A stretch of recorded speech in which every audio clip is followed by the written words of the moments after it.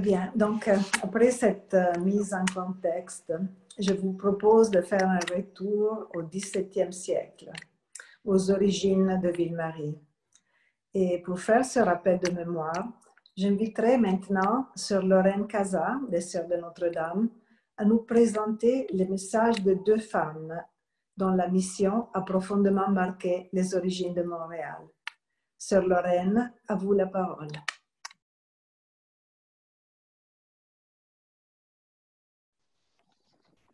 Depuis plus de 8 mois, nous nous entraînons à vivre autrement, à penser autrement nos rapports proximité-distanciation, à repenser notre façon de respirer, de toucher objets et personnes, à réorganiser toute notre façon de vivre ensemble, à multiplier les consignes sanitaires pour éviter la prolifération des victimes du virus, à réajuster la dimension économique de nos existences, à creuser même le sens plus profond de nos vies humaines, à creuser notre relation à Dieu. Peut-être est-ce un moment particulièrement favorable pour reprendre la réflexion sur nos frères et sœurs des débuts de Ville-Marie, réflexion que nous avons menée à l'occasion du 375e de Montréal en 2017. Le volume qui est lancé ce soir fait partie des initiatives de cette année de célébration. Il considère la ville, comme il a été dit, sous son angle d'épopée mystique et missionnaire. Sœur Nicole Fournier et le père Groux présenteront respectivement Marguerite Diouville et le frère André. Je m'arrêterai aux figures du premier Montréal.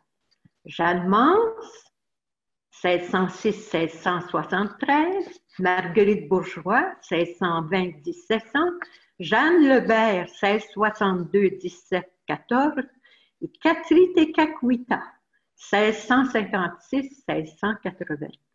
À ces 4 femmes, je joindrai, grâce au savoir de M. Jean-Pierre Lucier Sulpicien, 2 des 4 Sulpiciens pionniers, Gabriel de Caylus et Gabriel Souard, ainsi que 2 illustres bâtisseurs de la première heure, François d'Olivier de Casson et François Vachon de Belmont, tous les 4 fils de Jean-Jacques Olivier. Bien sûr, ces sœurs et frères aînés n'ont pas connu le virus qui suscite parmi nous inquiétude et détresse aujourd'hui et a déjà emporté bien des gens. Bien sûr, ils n'ont pas expérimenté les implications violentes rattachées au fameux mot en haine, au mouvement MeToo ou au mouvement Black Lives Matter, mais comment rendre compte adéquatement des défis qu'ils ont rencontrés? Ces défis, ils étaient tellement grands. Et maintenant, quel message ont-ils à nous transmettre? Prenons le temps de les écouter. Je m'adresse d'abord à vous, Jeanne Mance, cofondatrice de Montréal avec Paul de Chaumeté de Maisonneuve. De vous, Jérôme Leroyer de la Dauversière avait dit « Pour les choses extérieures et pour la guerre, nous avons notre homme, Maisonneuve. Mais il nous faut quelqu'un pour le soin du dedans, la garde et la distribution intelligente des denrées et des marchandises, surtout pour le soin des malades et des blessés. » Et Marie-Claire Daveluy vous voyait comme une personne de conseil, de décision originale, inventive, inattendue, une femme douée pour l'organisation, pour le soutien aux heures de dépression. Quand tout semblerait perdu du rêve montréalais, vous seriez là pour sauver l'intégrité de l'œuvre. À nous, vous dites aujourd'hui, êtes-vous là quand les risques et les dangers paraissent insurmontables? À l'heure de la dernière chance, En 1650, vous avez proposé à Maisonneuve d'aller lever une nouvelle recrue et bien sûr lui avez assuré les moyens de le faire, les fameuses 22 000 livres donnés par Madame de Bullion pour l'hôpital, mais qui iraient pour la lever. Avec les 105 colons soldats recrutés, est venue alors Marguerite Bourgeois, une autre figure de l'épopée montréalaise. N'oublions pas que Jeanne et Marguerite ont vécu des moments déterminants dans leur jeunesse pour ce qui concerne leur vie de foi. Ne nous invite-t-elle pas à repérer dans nos propres vies des moments lumineux pris dans nos jeunes années? Marguerite Bourgeois, à ton tour, peux-tu nous livrer ton message pour les chrétiens et chrétiennes d'aujourd'hui? Je l'entends nous répondre. À 20 ans, soit en 1640, j'ai vécu un moment privilégié avec Marie en la fête du Saint-Rosaire. Ce que je puis en dire, c'est que cet événement m'a changé au point où les gens ne me reconnaissaient pas et que je ne me reconnaissais pas moi-même. Devenue congréganiste externe chez les Sœurs de la Congrégation Notre-Dame chanoinesse de Saint-Augustin. Par elle, j'ai été formée à l'éducation et à l'instruction des enfants selon les méthodes nouvelles du temps. Quand Maisonneuve m'a invitée à m'embarquer pour le Nouveau Monde, si j'ai pu partir si rapidement, c'est que j'avais été rassurée par Marie. Va, je ne t'abandonnerai pas. Et je dois dire que Marie a été extrêmement fidèle à travers toutes mes misères physiques, matérielles, émotionnelles, spirituelles, que moi et mes compagnes avons expérimentées. J'ai franchi l'Atlantique 7 fois. Pouvez-vous vous imaginer quelles inquiétudes, quelles privations, quels dangers nous guettaient chaque fois? Et c'est une étable désaffectée que Maisonneuve m'a offerte comme première école. J'ai pensé à Bethléem. À certaines périodes, il fallait compter avec le péril iroquois aussi. Permettez-moi, Montréalais et Montréalaises du 21e siècle, de vous re-questionner. Comment nourrissez-vous votre courage, votre capacité de renoncement, d'esprit de sacrifice? Quelle place faites-vous à Marie dans votre vie? Par-dessus tout, je vous supplie de ne jamais laisser tarir votre confiance en la miséricorde de Dieu. Pendant 50 mois, j'ai vécu sous l'accusation d'une de mes sœurs d'être en état de damnation éternelle. Mais j'ai confessé ardemment, quoique je ne refuse pas de boire mon malheur, je n'ai pourtant jamais douté de la miséricorde de Dieu. Et j'espérerais en lui même si j'avais un pied dans les enfers. Et j'ai encore une autre ressource, qui est le secours de la très sainte Vierge. Car si je suis l'objet de la miséricorde de Dieu, je suis en même temps la preuve du secours de la très sainte Vierge.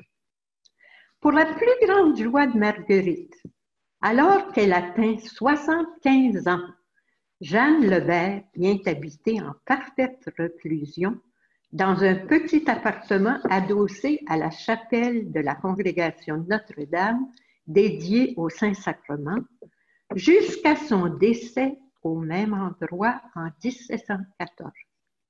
De cette dernière période de sa vie, 1695 à 1714, nous savons qu'elle l'a vécu dans une grande sécheresse spirituelle. Je l'entends nous demander, dans votre vie, avez-vous expérimenté la sécheresse spirituelle? Quelle forme a-t-elle prise pour vous. Avez-vous parfois, souvent, trouvé lourd le temps de la prière?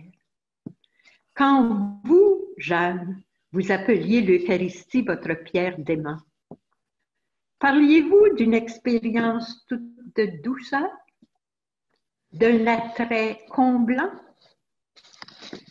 Votre rapport à votre père, à vos frères, les grands militaires, à votre tante Ursuline, à votre conseiller spirituel, M. Segnaud, à votre grande amie Marie-Charlie, si vite rappelée à Dieu. Que pouvez-vous nous partager de l'évangélisation de vos relations interpersonnelles en général? En étudiant votre squelette près de 300 ans après votre grand passage, le spécialiste a noté votre dentition qui avait broyé des fils d'or et d'argent, vos genoux usés par l'agenouillement. Vous pourriez me demander, en quoi ton corps révèle-t-il ta vie donnée à Jésus-Christ?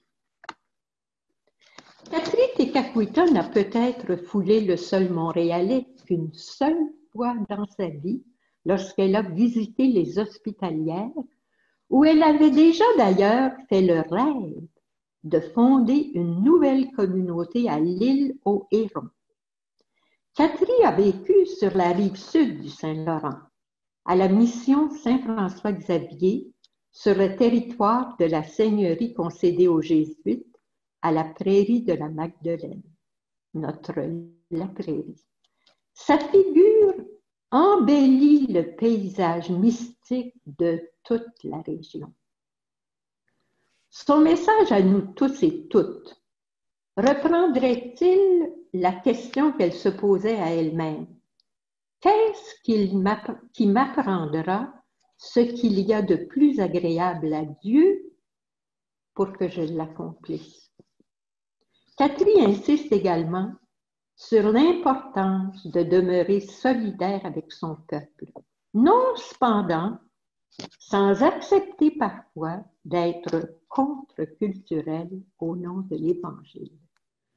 Dans le contexte où elle vivait, comment a-t-elle pu opter pour un vœu de virginité? Comment a-t-elle pu accepter d'être privée de nourriture plutôt que de travailler le dimanche? Comment a-t-elle pu conserver une telle égalité d'âme devant les calomnies qui l'ont rejointe, même quand elle était en milieu chrétien? Son message, c'est aussi, même avec sa santé extrêmement fragile, qui faisait qu'on la surnommait celle qui s'avance à tâtons, elle n'a voulu appartenir qu'au seul Christ de Jésus. Je crois enfin avoir distingué un plan tout autre de l'épopée mystique de Montréal. Je conclus en l'énonçant brièvement. Les premiers sulpiciens choisis par M. Ollier à la toute fin de sa vie terrestre et les grands bâtisseurs de cet institut ont grandement contribué à l'âme du premier Montréal. Plusieurs de ces hommes venaient de grandes familles françaises et ils auraient sans doute pu consacrer leur talent et leurs énergies à des missions moins directement au service de l'Évangile. Je les nomme. Gabriel de Caylus, un tempérament bouillant, autoritaire, engagé dans des initiatives toujours étonnantes, capable de décisions très précipitées. Aucune surprise donc d'apprendre qu'à un certain moment, cet homme si doué fut interdit de séjour en Nouvelle-France. Il y est cependant revenu de 1668 à 1671. Apparemment, il s'était tranquillisé et il réalisa de très bonnes choses. Gabriel Souard, lui, fut le premier curé de Ville-Marie, 1657-1661, essuya de grandes épreuves durant cette cure. Et il fut ensuite supérieur du séminaire de 61 à 67. On aimera se rappeler qu'il était à la fois maître d'école et médecin. François d'Ollier de Casson était un capitaine de cavalerie, un explorateur, un ingénieur et un historien. J'aime beaucoup inclure dans l'épopée mystique de Montréal cet homme qui a découvert le lac Erie en 1669, a tracé les premières rues de Montréal, fait le plan de l'église Notre-Dame, fait construire le canal des Sulpiciens, fait les plans du creusage du canal de la Chine, fait les plans du corps central du séminaire de Saint-Sulpice de la rue Notre-Dame, pavillon de l'horloge, et rédigé la première histoire de Montréal. Mon dernier héros ce soir, un autre grand bâtisseur, celui que fut François Vachon de Belmont. Homme d'une culture raffinée, polyglotte, musicien, dessinateur, maître d'école, missionnaire, bachelier en théologie, quelque chose de très rare à ce moment-là, administrateur né. Nous lui devons le fort de la montagne où se tient cet événement. Il l'a fait construire à ses frais avec ses 2 tours, le manoir et la partie ouest du fort qui comportait des cabanes de bois habitées par environ 200 Algonquins, Hurons et Iroquois. De Belmont a aussi fait construire 2 ailes du séminaire et la façade de l'église Notre-Dame. Comme nous avons de ce dernier bâtisseur, ses éloges funèbres pour Marguerite Bourgeois, pour le gouverneur général Hector de Calière, pour Monseigneur de Laval, pour Jeanne Lebert, nous pouvons approcher un peu l'âme de ce bâtisseur. Oui, lui et ses autres fils de Jean-Jacques Ollier, que nous avons nommés, qui ont marqué de façon unique le premier Montréal, me semble nous laisser un magnifique témoignage d'une foi en Jésus-Christ qui a des mains, un cœur, une tête extrêmement bien faite. Toutes nos héroïnes, nos héros de ce soir, tracent une inoubliable épopée mystique pour laquelle nous ne cesserons de rendre grâce. Merci. Merci, Sœur Lorraine, de tout cœur, de nous avoir fait participer à ce dialogue que vous avez tissé avec ces personnages extraordinaires. Un dialogue qui les a vraiment rendus présents, bien vivants et importants et inspirants pour nous tous.